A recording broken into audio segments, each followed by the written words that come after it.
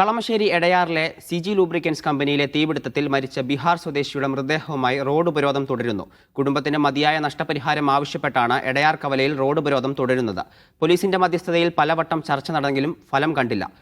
സ്ഥലത്തെത്തിയ assistant collector Parvathy Gopakumar company ഉടമകളും മരിച്ച ബീഹാർ സ്വദേശി ശത്രുഘ്നൻ മുഖ്യയുടെ കുടുംബാംഗങ്ങളുമായും ചർച്ച തുടരുകയാണ്. വിവരങ്ങളുമായി മുഹമ്മദ് റഫീഖ് ചേരുന്നുണ്ട്. റഫീഖ്, ഇപ്പോഴും ഈ പ്രതിഷേധം തുടരുകയാണോ? എന്താണ് കുടുംബത്തിന്റെ ആരോപണം? കഴിഞ്ഞ 5 മണിക്കൂറായി മരിച്ച ബീഹാർ സ്വദേശിയുടെ മൃതദേഹം റോഡിൽ തന്നെ വെച്ചുകൊണ്ട് റോഡ് ഉപരോധവും അതേസമയം തന്നെ പ്രതിഷേധവും തുടരുകയാണ്. അതോടൊപ്പം തന്നെ പ്രതിഷേധത്തിന്റെ 2 മണിക്കൂർ മുമ്പ് അസിസ്റ്റന്റ് കളക്ടർ സ്ഥലത്തെത്തുകയും കുടുംബവുമായി ചർച്ച നടത്തുകയും ചെയ്തിരുന്നു. കുടുംബം തങ്ങൾക്ക് 25 ലക്ഷം രൂപ നഷ്ടപരിഹാരം വേണം എന്നുള്ള ആവശ്യത്തിൽ ഉറച്ചു നിന്നു. ഇതേ സമയം തന്നെ അസിസ്റ്റന്റ് കളക്ടർ കമ്പനി ഉടമകളെ വിളിച്ചു വരുത്തിയിരുന്നു. അവരോട്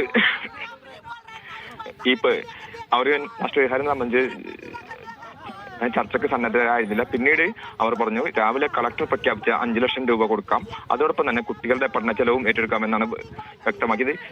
ചർച്ച വീണ്ടും തുടർന്നെങ്കിലും ഇതുവരെയും ചർച്ചയിൽ സമവായത്തിലെത്തിയിട്ടില്ല. ഈ രാത്രി 5 മണിക്കൂറോളമായിട്ട് മൃതദേഹം റോഡിൽ തന്നെ ഇരിക്കുകയാണ്. അതോടൊപ്പം തന്നെ ഒരുപാട് നാട്ടുകാരും ബീഹാർ സ്വദേശികളും ഇവിടെ ഒത്തുകൂടിയിട്ടുണ്ട്.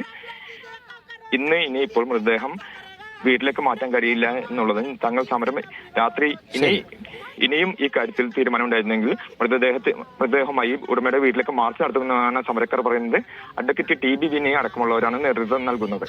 ഹരിഗോവിന്ദ്. ശരി, മുഹമ്മദ് റഫീഖാണ് വിശദാംശങ്ങൾ നൽകിയത്.